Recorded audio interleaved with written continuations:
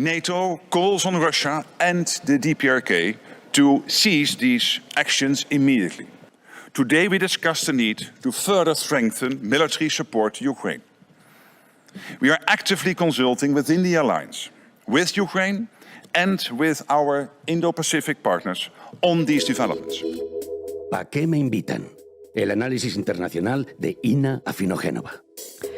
Los soldados de Corea del Norte ya se encuentran en el territorio de Rusia y también en el nuestro. 3.000 militares norcoreanos, pronto van a ser 12.000, decía el presidente de Ucrania, Volodymyr Zelensky, anteayer en una cumbre en Islandia. Las informaciones sobre el número de supuestos efectivos varían. Ucrania habla de alrededor de 12.000, medios como Financial Times o Bloomberg de al menos 10.000. Rusia ni confirma ni desmiente y la OTAN dice que no dispone de información definitiva, como bien apunta Naya Sanso. La fuente inicial de estas informaciones, y como ya lo hemos dicho, son servicios de inteligencia, tanto ucranianos como surcoreanos. Como sucede con otros rumores procedentes de los servicios especiales, hay que tomarlos con cautela. No dejan de ser rumores para generar reacciones que convierten esos rumores en hechos. El timing en el que llegan tiene mucho que ver con la situación en el frente de guerra. Lo vamos a analizar más adelante. Sea como sea, no habría que perder de vista efectivamente quién está detrás de la difusión de esta información. La Dirección Principal de Inteligencia de Ucrania, a cargo de Kirilo Budanov, cuyo trabajo de oficina, o al menos una parte importante del mismo, consiste en generar desinformación, maquinar operaciones de guerra psicológica o filtraciones interesadas de distintas historias presentadas como noticias. Recordaba el columnista de The Times, Mark Galeotti, que Budanov vaticinó la reconquista ucraniana de Crimea para finales de 2023 y también informó de la muerte del presidente ruso. Luego están los servicios de inteligencia de Corea del Sur, cuyas informaciones sobre Corea del Norte tampoco es que destaquen por su precisión. Han matado, por ejemplo, a los tíos y familiares de Kim Jong-un en 1001 ocasiones y de las maneras más sofisticadas, tirándolos a los perros, por ejemplo. Después los familiares volvían a resucitar y a aparecer en público, pero los titulares ya habían atraído los clics necesarios y generado el efecto deseado. En fin, es para que ubiquemos un poquito a la fuente, ¿no? Ahora, ¿es posible que sean ciertas esta vez estas informaciones? Es muy posible, sí. Las informaciones sobre la cooperación armamentística de Irán en esta guerra también partieron como rumores y a estas alturas es difícil negarlo, al igual que los envíos de armas norcoreanas que el ejército ruso usa en el frente ucraniano. Pero vamos a analizarlo con lo que tenemos confirmado y no con las denuncias que hizo Kirilo Budanov. Y lo que está confirmado desde hace unos días es un tratado de asociación estratégica global que firmaron Moscú y Pyongyang durante la visita de Putin a la capital norcoreana y que la Duma estatal rusa ratificó la semana pasada. Uno de los puntos clave del tratado es la ayuda mutua en caso de agresión de un tercer país, una suerte de emulación del artículo 5 del Tratado de la OTAN. Vamos a leerlo textualmente. Artículo 4 del Tratado de la Alianza Estratégica Rusa-Coreana.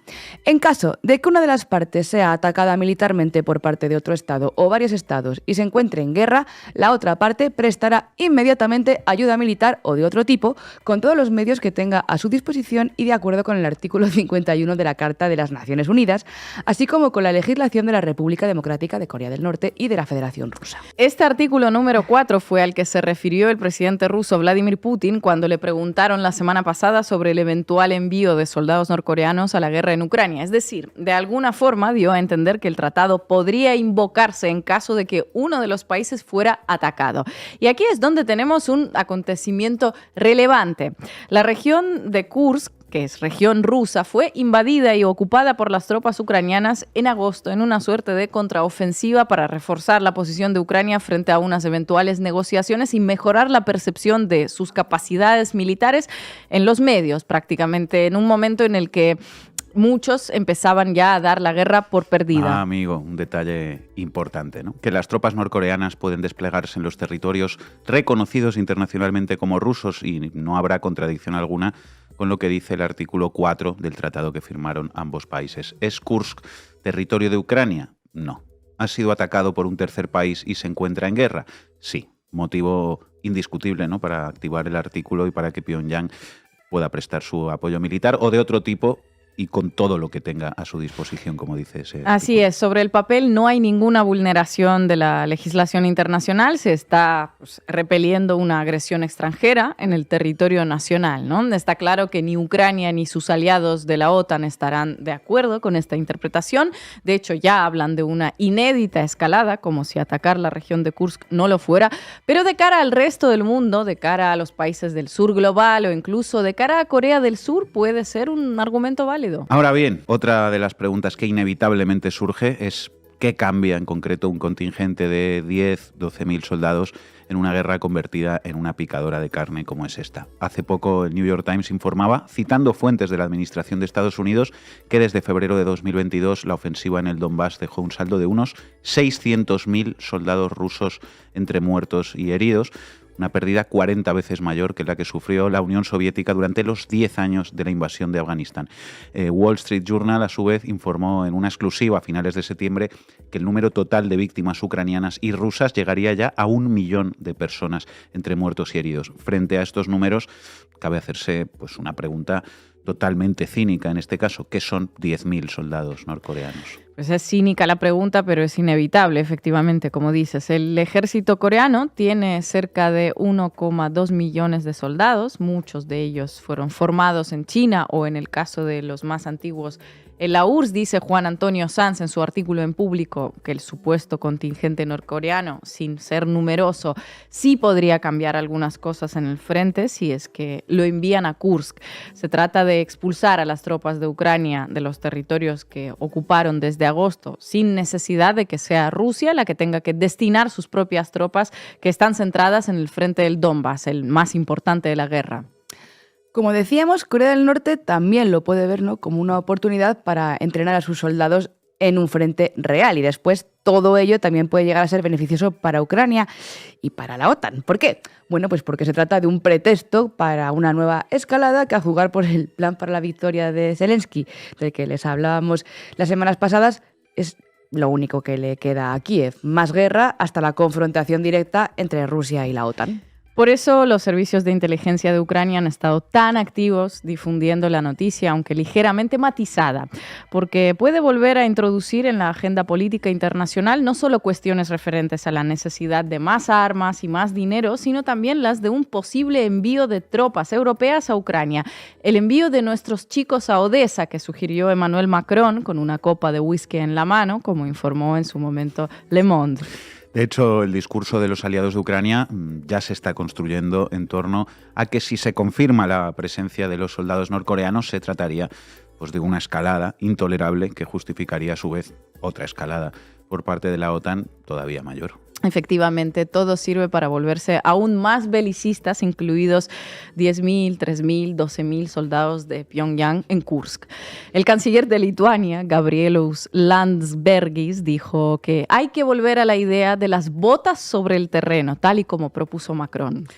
Unas botas que no serán las suyas ni la de su familia, por supuesto, sino las de otros seres humanos, ¿eh? Pero la implicación más importante de esa confirmación es el permiso de atacar territorios rusos con armas de la OTAN, como decía Irene, que Zelensky busca desde hace unos meses y que la Casa Blanca no le otorga. Ahora, Corea del Norte probablemente va a ser utilizada por Washington y por la OTAN como excusa perfecta para dar luz verde al envío de misiles Storm Shadow y ATACMS en dirección a Belgorod, Kursk, Briansk y aquellos territorios rusos que estén a su alcance. Estamos a una semana de las elecciones en Estados Unidos y qué mejor manera de terminar el mandato para el presidente demócrata que dando un pasito más hacia la guerra mundial, ¿verdad? Una escalada necesaria en respuesta a una escalada intolerable. Una escalada que todos buscan con el único objetivo de seguir evitando una negociación, la única manera de acabar con esta y con cualquier otra guerra. Ensuring the best possible capacities of the Ukrainian armed forces is essential. The Ukrainian armed forces are under big pressure along the front line, a front line which is longer than before the summer, and we have to continue providing Ukrainian armed forces with more capacity and to increase our training mission. Bueno, y hoy contamos con Eduardo García de Descifrando la Guerra. Eduardo, muchas gracias por atender a la base. ¿Qué tal? ¿Cómo estáis? Eduardo, Finalmente, ¿se va a dar este permiso para atacar el interior de Rusia con misiles occidentales en respuesta a esta intolerable escalada norcoreana? Bueno, pues es evidentemente algo que está puesto encima de la mesa y parte de la premisa de que, en efecto, el envío de tropas por parte de Corea del Norte supondría, en caso de que terminemos de confirmarlo, estamos ya muy cerca, realmente los reportes son abrumadores, si bien es cierto que todavía no estamos teniendo comprobación visual clara ni confirmación por parte de Rusia ni de Corea del Norte, pero estamos cerca de confirmarlo.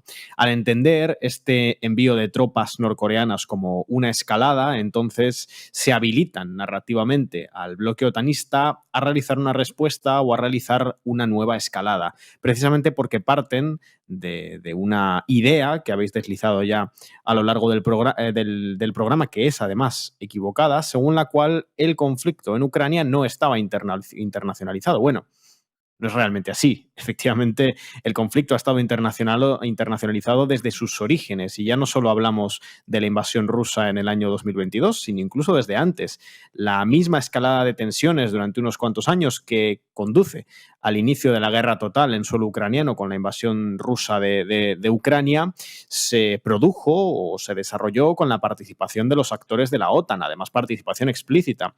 Al mismo tiempo, no solo hemos visto que, por ejemplo, logística, financiera, incluso militarmente los países de la OTAN, entre ellos, por supuesto, Estados Unidos y los actores europeos, han apoyado a Ucrania a lo largo del conflicto, sino que incluso hemos visto, además de directores, de generales, de inteligencia, también hemos visto participación de tropas. Es cierto que no son tropas estrictamente regulares, sino más bien voluntarios, pero no deja de ser una participación en el terreno por parte de actores occidentales dentro de Ucrania. Lo que sí supone, por supuesto, es una internacionalización por la parte de Rusia y nos permite además abrir bastantes preguntas, hacer bastantes análisis sobre lo que la guerra en Ucrania, la posición de la OTAN con respecto a Ucrania y la presión histórica que la OTAN ha ejercido contra Rusia supone para ese bloque muy poco articulado históricamente, que es el bloque antioccidental. Occidente siempre ha estado articulado bajo el liderazgo de Estados Unidos. El bloque otanista y sus aliados han conformado durante muchas décadas un espacio de poder,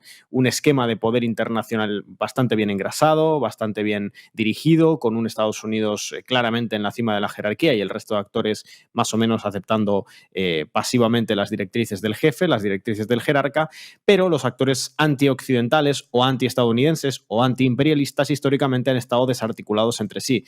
Esto no ha cambiado del todo, es decir, siguen estando desarticulados, no hay algo así como un gran polo antiestadounidense articulado y unificado, pero desde luego la guerra en Ucrania y la respuesta por parte de Occidente de aislar totalmente a Moscú, el régimen de sanciones, el aislamiento diplomático, empuja a Rusia, que es uno de los principales actores, sobre todo en el campo militar, de este eje antioccidental, a buscar el apoyo de otros actores antioccidentales, antiestadounidenses, que encuentran en esta, o podrían encontrar en este acercamiento con Rusia, una posibilidad para mejorar su posición internacional al insertarse de manera más favorable en este eje de actores antiestadounidenses. Esta es, yo creo, la principal clave, ¿no? Para Corea del Norte, bueno, Ucrania ha sido su gran oportunidad. Estamos hablando de un país, quizá durante muchos años, el gran actor paria a escala internacional, el gran paria totalmente marginado, con un régimen de sanciones absolutamente brutal, marginado diplomáticamente, que de pronto, con esta guerra, encuentra la posibilidad de pasar a formar parte de un bloque internacional,